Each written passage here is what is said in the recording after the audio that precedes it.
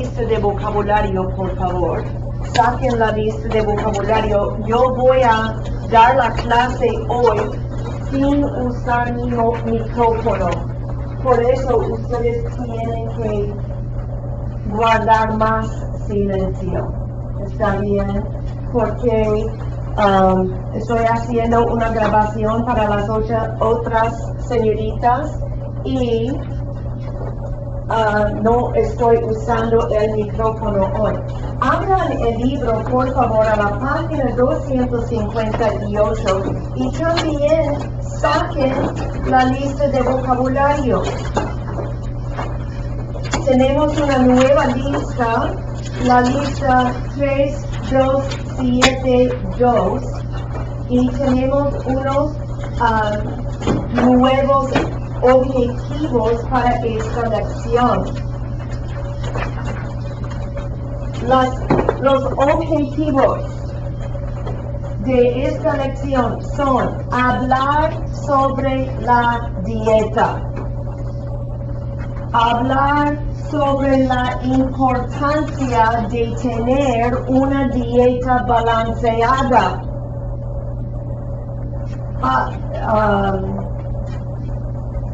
hablar de comer bien, hablar de vivir bien. Esos son los objetivos. También podemos describir la preparación de comida también. Y tenemos una nueva lista. Es posible que vamos a añadir otras expresiones a la lista, otras expresiones útiles para hablar o para cumplir con estos objetivos. Repitan, por favor, en la cocina. En la cocina. En inglés, in the kitchen.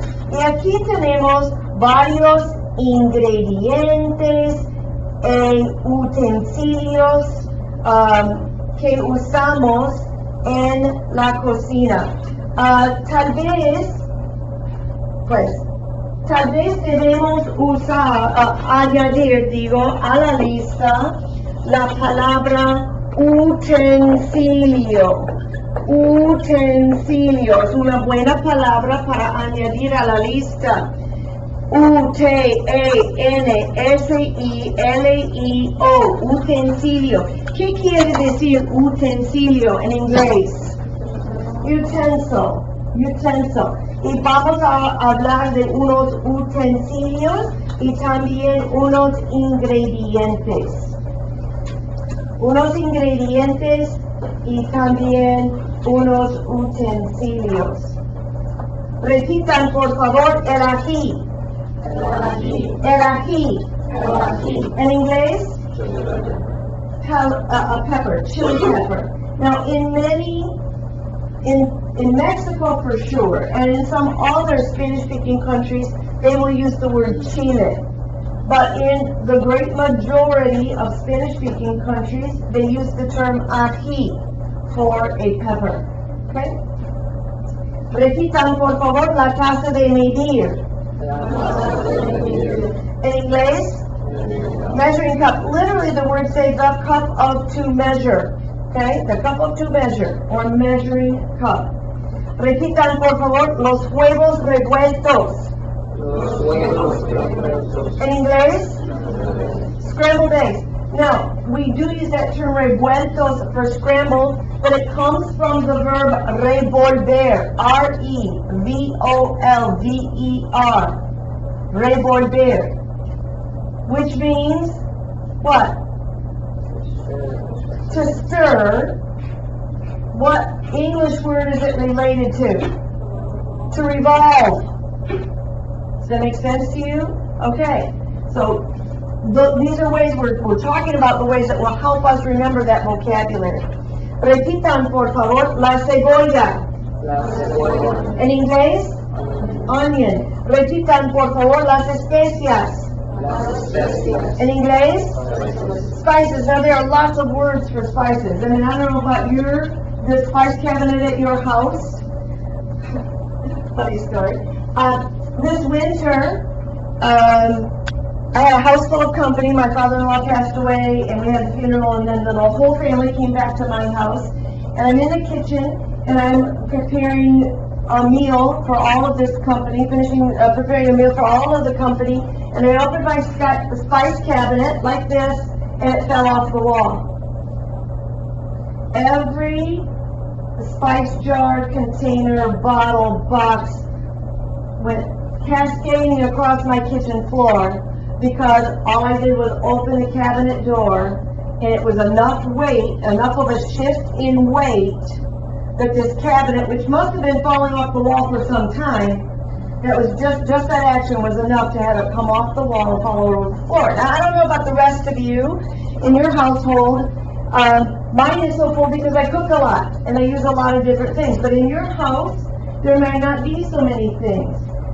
But the spice cabinet is full of all kinds of things. And we don't have room on a vocabulary list to list all of the different words for spices. When we get to the end of this chapter and we begin to talk about your prep, because you're going to do an oral demonstration about food prep for your oral at the end of this chapter, you may have to look up the names of some of those spices in order to use them. Okay, so spices is a generic term here. This is the required vocabulary word. But when you get to that demonstration at the end of the chapter, you may need to look up the names of some particular spices. If there are some that you don't like, those would be the ones to look up. If there are some that you are allergic to, those would be the ones to make sure you look up so that when you are reading a menu in a restaurant and they talk about how a dish is prepared, you will know which ones to avoid. Okay? Repitan, por favor, una lata de salsa de tomate. En inglés, a can of tomato sauce. Una lata. Una lata is the word for a can. Okay? Now, interestingly enough, the word lata also is the word that we use for the metal that it's made out of. What metal are food cans made out of? Tin. Tin. This is the word for tin, the metal that you mine. Now in Great Britain, they don't call it a can of soup, they call it a tin of soup. This is why. Because of the material that the can is made out of. They call them tins. A shelf full of tins, a pantry full of tins. I need to open a tin of soup. This is why. It comes from that same Latin root. This is also why when you go out on Google Translate, or you go out to some dictionary and you look up the word can and you all try to use lata for I can speak Spanish, I get yo lata hablar español. Because you don't realize that you're getting the noun can instead of the verb to be able to. Okay? Repitan por favor la cucharada. La cucharada. La cucharadita. Now I love this example right here in our list. Cucharada is a tablespoon. Cucharadita is a teaspoon when we talk about measurement. Alright? A tablespoonful, a teaspoonful. The ITA on the end of it is what we call the diminutive. This is what we do to make something smaller. That's why we call the big boy Miguel and the little boy Miguelito. The big boy Pablo and the little boy Pablito. Okay? Because the ITO, ITA that we add to something makes it smaller. They do the same thing in French. A cigar and a cigarette. Okay, that's where that term comes from. Bar, barrette. Okay, that E-T-T-E in English is something related to those Latin roots. A libro, a libretto. Okay, something big, something small. Okay. And these are the terms for the measuring spoons. Cucharada, cucharadita, not the actual thing that you eat with, that's a cuchara. Okay? Or a cucharita. But the ADA in the middle of it is the part of it that makes it the measuring spoon. Okay? Repitan por favor la receta. En inglés, recipe. Repitan por favor revolver. Picar. En inglés, to dice. Picar is to dice or to chop. To dice or to chop. Picado then is a past participle. It is an adjective which describes the condition of the food after you have done that verb to it. So if you have diced onion, how will you express that idea? Una cebolla picada.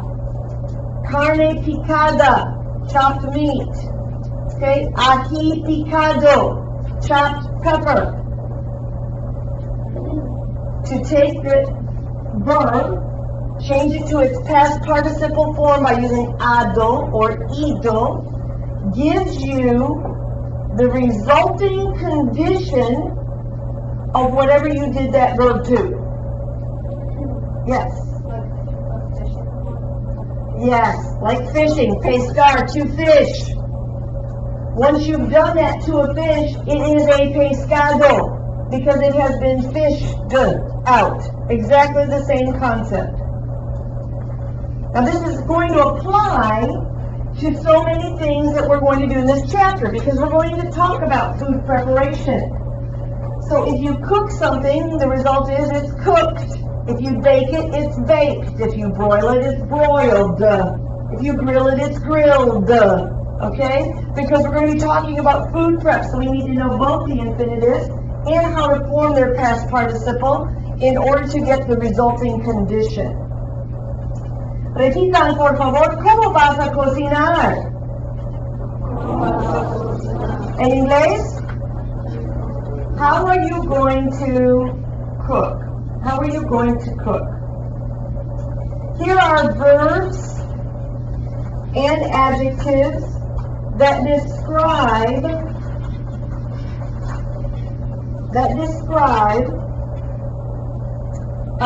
the various actions that take place when we cook. Now, there's one thing, one utensil that you already know the word for, but I'm afraid that you will forget it, and you need it in this lesson as well. I want you to add it to your list, and that is the word cuchillo. Cuchillo, C-U-C-H-I-L-L-O, cuchillo. ¿Qué quiere decir cuchillo en inglés? Cuchillo, knife. Okay, this is what you use to picar. Right? All right. Repitan, por favor, frito. En inglés, fried. This is an irregular past participle. The rest of them we already said we are going to take off the, we know that we take off the AR, ERIR, and add ADO or IDO.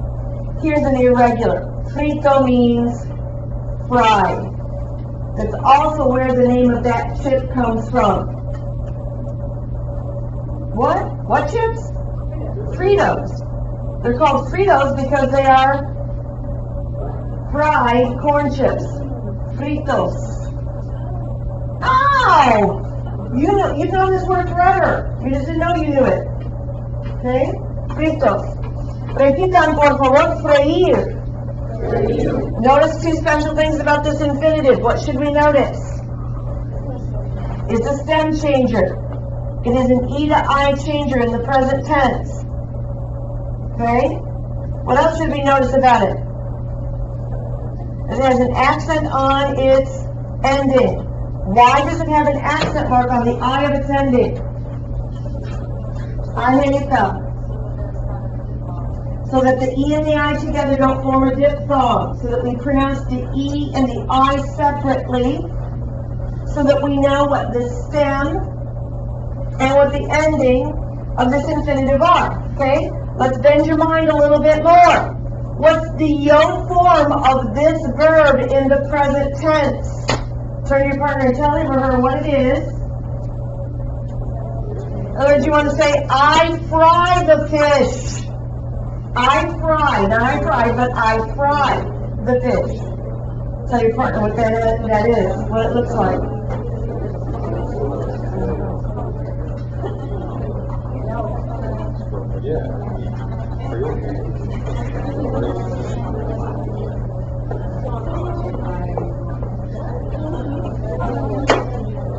Did you get frio? F-R-I with an accent O? Why did you put an accent on it? Because we got that same old diphthong situation going on, right? We still need to know what the stem and what the ending are. We don't want a diphthong which blends the stem and the ending. So we have an accent over the I in frio for I fry. What does frio also mean? Cold. Okay, it's also an adjective, which means cold. Have I totally messed your mind up yet this morning? It's crazy, right? Here's where context clues come into play. We'll know whether it's I fry or cold, depending on how it's used. Okay? Repitan, por favor, hervir. En inglés, to boil, it is also a stem-changing verb that E changes to IE in the present tense and I in the preterite tense. Repitan, por favor, derretido. En inglés, melted. Repitan, por favor, derretir. En inglés, to melt. Notice this is also a stem-changing verb. The E changes to I in the present tense and to I in the preterite tense. Oh Lordy, I feel a verb practice coming on. Repitan, por favor, la mantequilla. En inglés, butter. Repitan, por favor, hornear. En inglés, to bake. Repitan, por favor, añadir. En inglés, to add. Repitan, por favor, cocido. En inglés, cooked. How will you say to cook?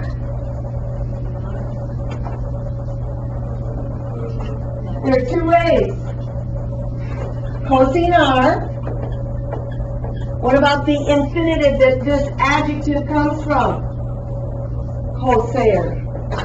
Cocer. Now, I'm going to ask my native speaker friends because I'm not entirely sure about this.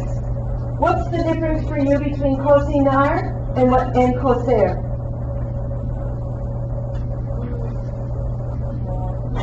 You don't know. Okay.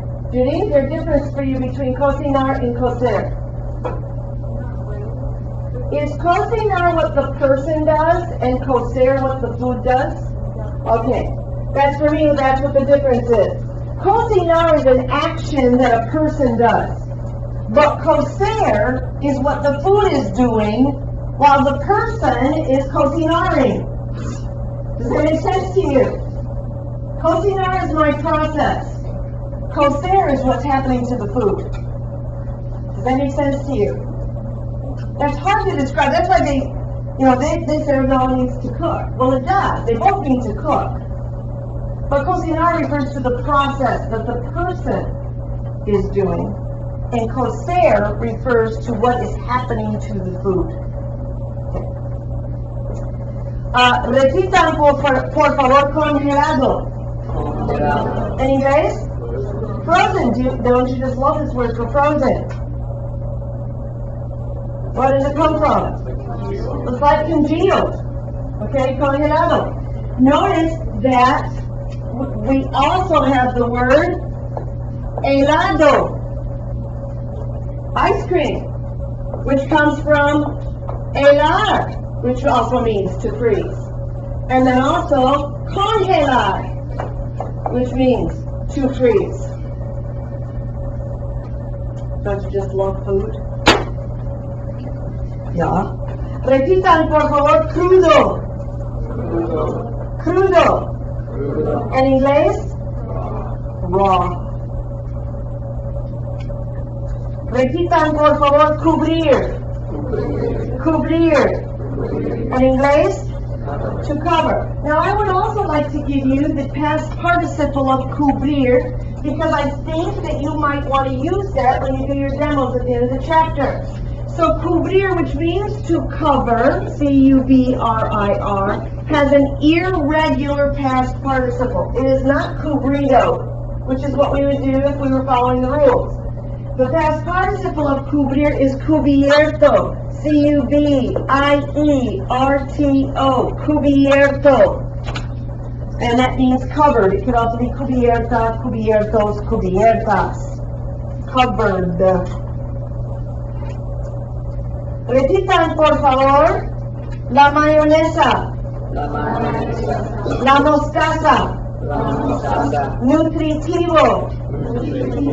Vegetariano. La vitamina. En inglés. Mayonnaise, mustard, nutritious, vegetarian, vitamin. Now I would like to add 1, 2, 3, 4, 5 more terms to this area. Mostly because of what I'm going to ask you. Oh golly. Mostly about what I'm going to ask you to do at the end of the chapter. I think that there's some other useful words, because we want to be able to talk about diet and a balanced diet. I think that because of that, I want to add some other things to your list. They're not required words. They're things that I think you might want. And also because we're going to be talking about food preparation, I think you might need a couple of other words as well. So I add words for the pots and pans that you see in the photograph on page 259. So up in the upper right-hand corner, what we might call a saucepan is called una cacerola, or it's also known as an olla. Ladies, native speakers, for you, what would you call that thing that's in the upper right-hand corner there that's got, looks like boiling noodles in it? Olla, okay. Sometimes called a cacerola, sometimes called an olla. The other pan where they are frying chicken se llama un sartén, frying pan, skillet. Is that what you call it? Sartén. Okay. I'm going to wait on the other two, because I think we're going to add those. We're going to add those a little later in the hour. When we get around to talking about homework, I'm going to add a few other words that I think may be helpful for those of you who want to do more. Because there are many of you in here who are overachievers and who love to do more. So I'm going to give you some more to do. Okay, now we're going to talk about diet. That first set of phrases, 30 through 34, all help us talk about diet. Repitan, por favor, ¿llevas una dieta balanceada? Now, I know your textbook says, do you eat a balanced diet? But the verb comer is not in there. This literally says, do you carry a balanced diet? Do you carry out a balanced diet? Do you have a diet plan? Do you follow it? Do you carry it out? ¿Llevas una dieta balanceada? Repitan, por favor, evito la comida rápida. Porque tiene mucha grasa. En inglés? I avoid fast food because it has a lot of fat. Now that verb evitar is the infinitive, comes from the same Latin root as another English word, Anybody know it? Evade. E-V-A-D-E. To evade means to avoid. Like to evade your captors. Get away from them. Okay. Evade. Avoid. Evitar. Repitan, por favor. Trato de incluir. I think there should be an accent mark. Anyway. Trato de incluir. No, they're both weak. Vegetales. Proteínas y carbohidratos en cada comida. En inglés.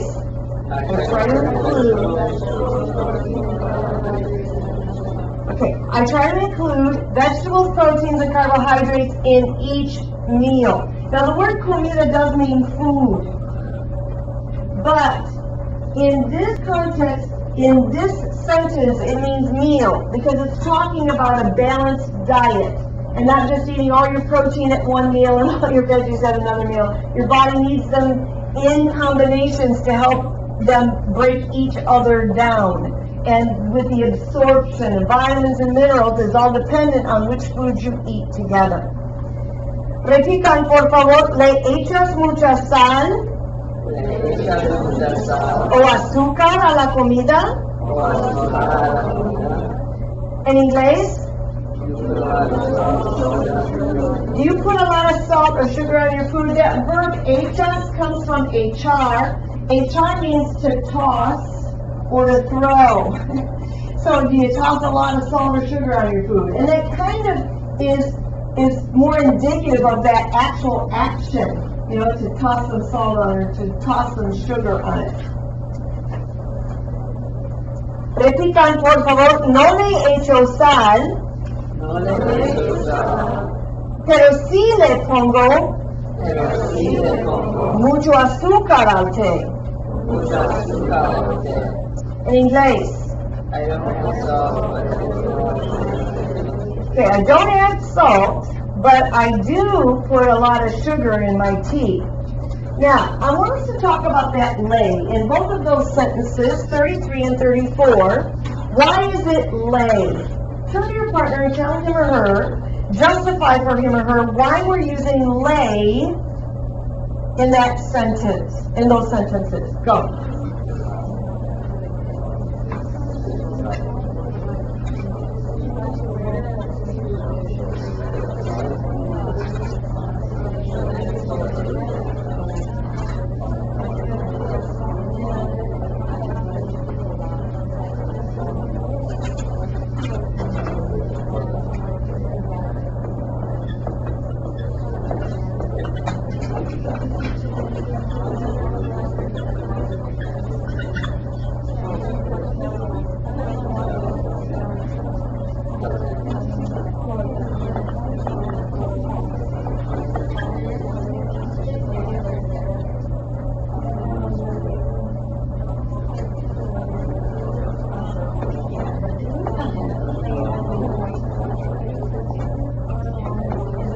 Okay, tell me, who would like to tell me why it's lay in those two phrases? Oh, nobody wants to be brave? Okay, Eric, be brave.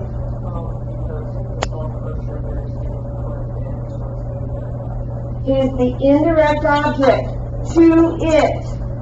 Okay, to it. In some cases it's to the food, some cases it's to the tea, to whatever it is. To it. It's an indirect object pronoun. And that stands for, number 33, it stands for the food. To it, to the food. And in number 34, it stands for, lay stands for, the first one, no le echo sal, stands for the food again. But si le pongo mucho azúcar al té, the lay stands for the same thing that the al té stands for. It's an indirect object pronoun. Now in this a part of your list, you may want to add these four green terms. Fibra, minerales, calcio, and productos lácteos. If you're going to talk about diet, you may want to have these terms as well. I don't know how into diet you are, and you may be someone who's very careful about what you consume, very careful about what you put into your body, and you may be somebody who doesn't have to care about that, okay? But I'm always amazed and always blessed by today the modern teenager who's much more savvy about diet than I was at your age. At your age, I was so active and doing so many things, and I didn't really think about what I ate. I didn't have to worry about what I ate because I never gained weight or never lost weight.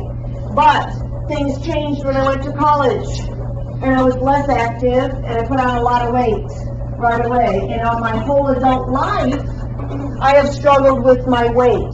And so I've learned I've been really learning how to do a better job of what I eat, when I eat, what things I eat together, what things my body needs. And as I get older, of course, I need more of some things than I needed of them when I was younger. So for me, when I think about this topic, there are some other words that I'm always thinking about that you might not think about at all. So let's make sure that you've added these words in case they are a concern for you. Clase, repitan por favor fibra. En inglés, fiber. Repitan por favor minerales. En inglés, minerals. Repitan por favor calcio. Calcio. En inglés, calcium. Repitan por favor productos lácteos. En inglés, dairy products. Dairy products. Okay. Productos lácteos. Está bien. Okay, let's finish off the list 35 to 39 to describe the preparation of food. Repitan, por favor, ¿cómo se prepara el pollo asado? En inglés, how do you prepare roast chicken? Or how does one prepare roast chicken? Or how is roast chicken prepared? Okay? How is roast chicken prepared? Now, if you are looking at the textbook, at the same time that you're looking at your list, you'll notice that I didn't put in the instructions about how you do it. Okay? This uses that impersonal you construction that we talked about earlier in this school year. Remember that? Okay? So you do this, you do that, you do this. It's like, how do you make brownies? You do this, you do this, you do this, you do this. And not how do you do it, but how is it done? Well, you already know that grammar. You're going to use the impersonal you, the impersonal say, to talk about the steps of preparation. And your textbook gives you all of that right there. Now notice that there are some other words here that you are going to want to adopt from the textbook, that you are going to want to adopt in order to talk about these recipes and this food preparation at the end of the chapter. One is the word trozos, en trozos, which means in pieces, okay? In pieces, en trozos.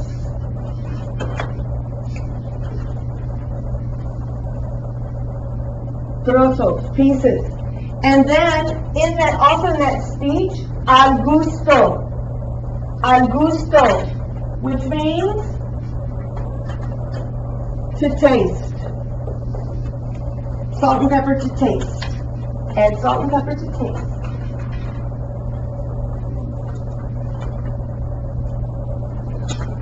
All right. Repitan, por favor, ¿qué lleva la sopa? Sabe a ajo. En inglés. Yeah. What's in the soup?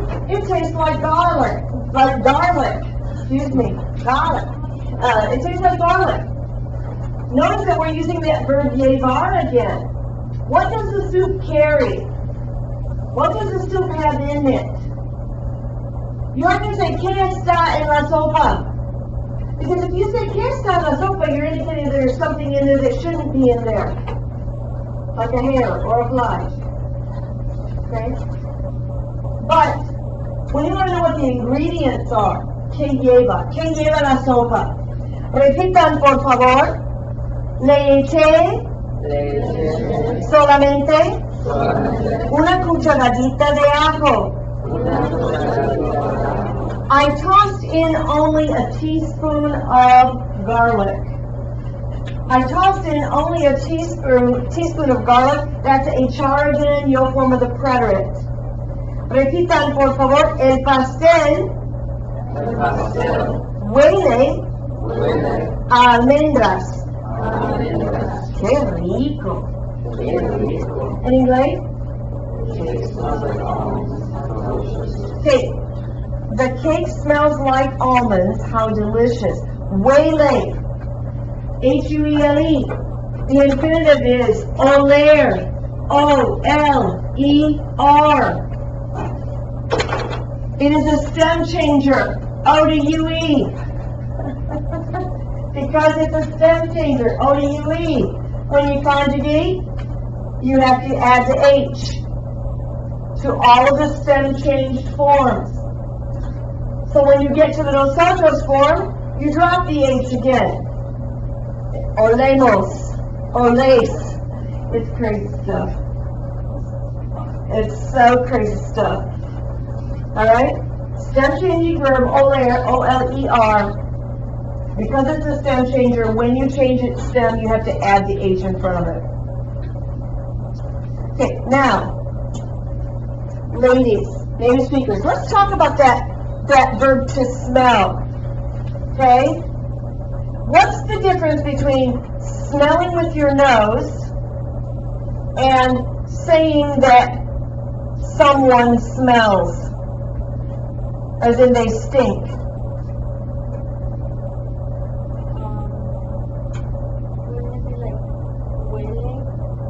Esa persona huele mal. That person smells bad. What if you want to say, I smell bad? Huelo mal. What if you want to say, I smell something burning? Huelo. It's the same. Okay? So it depends on the context whether it means you're taking something in through your nostrils and registering something with your senses, or whether you reek because you just got done with 2 softball games in the 98-degree heat, and you smell, you reek because you've been sweating. Okay, it's the same verb, no difference. Okay, repitan por favor, gracias. Lleva una taza de almendras. En inglés. It has a cup of almonds. Notice that it isn't tiene. It has a cup of almonds. That means it owns it, and it's never going to let it go. If you use lleva, it means one of the ingredients that this dish carries in it is almonds, a cup of almonds. Lleva una taza de almendras. Está bien. Pues, we don't have time to do any activities. I thought we were going to, but again, it's probably because I talked too much. Here it is, your homework for tonight. I really hope you're going to like this homework. Turn over to page 260. You're not doing activity 17, but I want you to look at activity 17. On activity 17, you have the pirámide alimenticia. Sometimes instead of the pirámide alimenticia, it's called the triángulo alimenticio. You will see it both ways in the literature that's out there. Okay? And this, pues, la pirámide alimenticia es una recomendación de lo que debe consumir una persona cada día. ¿Sí? De lo que debe comer o consumir una persona cada día.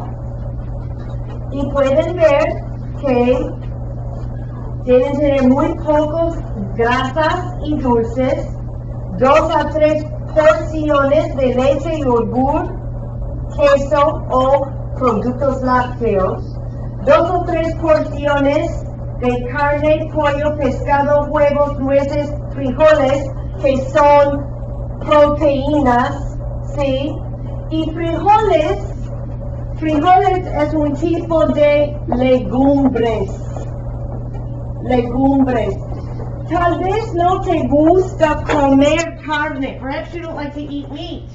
Entonces debes comer legumbres, usually legumbres, para tener proteínas. ¿Sí? Debe tener 3 a 5 porciones de verduras, 2 a 4 porciones de frutas y 6 a 11 porciones de pan, arroz, cereales y tallarines. Now, another word for porción is ración. Okay? A ration. Okay? A portion. And one other word here that's new to you is tallarines. What do you think tallarines means? Noodles. Very good. Noodles. Tallarines means noodles. You already, I think, know the word fideos. What are fideos? Huh? It's like noodles? Yeah? Okay.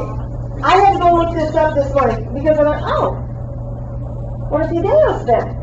So I went out and I actually had to get into a native speaker forum in a discussion about the difference between fideos and tallarines. And finally, everybody could agree that tallarines are flat, like fettuccine, linguine, they're flat, or what you call egg noodles. And fideos are round, like spaghetti and angel hair and I don't know what else, spaghetti and noodles. Okay, but round are fideos and flat are tallarines. Okay, so it took me a little while to figure that out this morning in my research. Okay, so here I have for you un triángulo alimenticio. On this side it has some little pictures of the foods and stuff. On this side it is blank. I'm appealing to your various learning styles. If you're an artist, you might like to draw your own foods to go on your pirámide. If you're not an artist, you may want to use this one. Okay? I probably do this one. But for some of you, depending on your learning style, you learn a lot more from actually drawing it and labeling it. I would suggest to you that you will learn a lot more vocabulary if you add color to this and label all of the vocab that you can do that here. I'm going to give you a couple of days to do this because those of you who actually want to draw your own foods, it'll take a little bit longer. At the very least, you need to label things. Now, do you have to label each item here? No. But I would like for you to label the various categories. List the recommendations for how much you should eat during a day of those various things. The kinds of things that are in that category. Use as much vocabulary as it can. This should end up being a word picture. In other words, a concept map where you've labeled all kinds of things to show the concrete meaning of the variety of vocabulary that you have on this list. Okay? I'm going to give you a couple of days to do that. It's all about learning vocab. You don't have to do both sides. You're doing one side of it. You can do both sides if you want. That would be okay.